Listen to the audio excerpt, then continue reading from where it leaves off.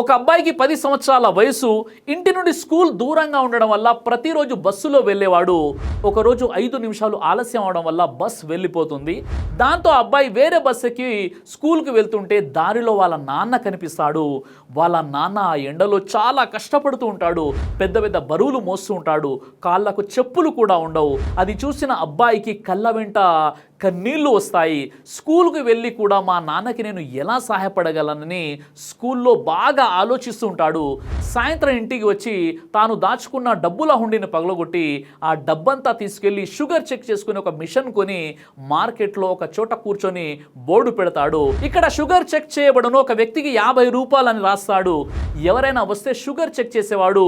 ఖాళీ సమయంలో బుక్స్ చదువుతూ హోంవర్క్ చేసుకునేవాడు. అదంతా ఒక పెద్ద ఆయన ప్రతిరోజు గమనిస్తూ ఉండేవాడు. ఒకరోజు ఆ పెద్ద ఆయన బాబు దగ్గరికి వెళ్ళి, బాబు నువ్వు డబ్బులు బాగానే సంపాదిస్తున్నావు, ఖాళీగా ఉన్న సమయంలో పుస్తకాలు కూడా చదువుతున్నావు, నీకు ఇంత చిన్న వయసులో ఇన్ని కష్టాలు వచ్చాయా అని ఆ పెద్ద ఆయన అడుగుతాడు. అప్పుడు ఆ బాబు అంటాడు, కష్టాలు కాదు, నేను మా నాన్నకి సహాయం చేయడానికి ప్రయత్నం చేస్తున్నానంటాడు. ఆ మాటలు విని ఆ పెద్ద ఆయన, మీ నాన్న చాలా అదృష్టవంతుడు అంటాడు. తండ్రి ఆస్తులనే కాదు కష్టాలను కూడా పంచుకోవాలి, అతనే నిజమైనటువంటి వారసుడు.